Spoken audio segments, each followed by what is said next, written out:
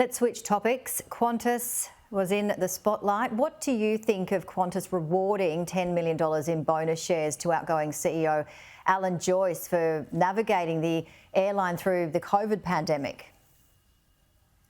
Jenny, I was able to prosecute Mr Joyce in a Senate inquiry last week and very, very disappointed that whilst he's got a very cosy relationship with his board, the fact that he can, the business can run at a loss and he can clock his bonuses and have them paid at some future date when the business suddenly turns a profit. It's just an incredible, cosy relationship.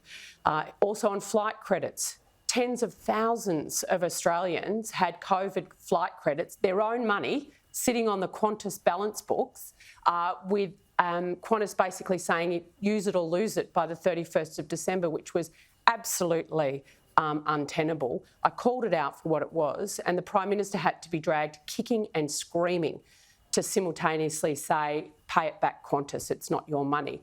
I mean, then we had the backflip by Jim Chalmers. The government had chosen to rule the aviation industry out of their competition review when we know prices are going up, when we know cancellations and delays are getting worse, not better. So they had to do a backflip on that.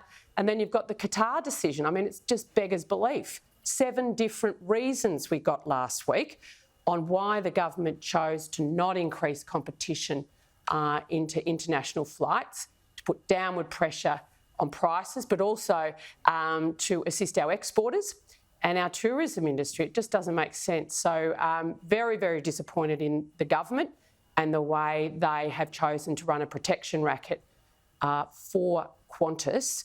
I don't know, I don't agree with Wayne Swan very often, but I absolutely do agree with him that this decision needs to be reviewed. And I think the Prime Minister needs to listen to his Treasurer a little bit more. All right, Senator McKenzie, we do have to wrap it up, but I wanted to just quickly ask you one more story. AEMO this week, another big one, moving to bolster emergency defences against summer blackouts. There's a high chance of El Nino and other weather factors showing that we are potentially in for warmer and hotter than average temperatures as we head into the warmer months. We're hearing delays in renewables. How concerned are you about the lights staying on?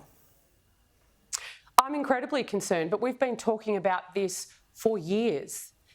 You know, the laws of physics and the laws of economics still apply. We are running an experiment under this government when it comes to energy security, simultaneously turning off our reliable power generation, refusing to consider something like nuclear, and meanwhile saying it's all got to be renewable when it actually isn't ready and can't come online. So unfortunately, it's going to be the Australian people and our businesses that bear the brunt of blackouts and skyrocketing power prices as a result of the Labor Party ignoring the simple laws of economics and physics.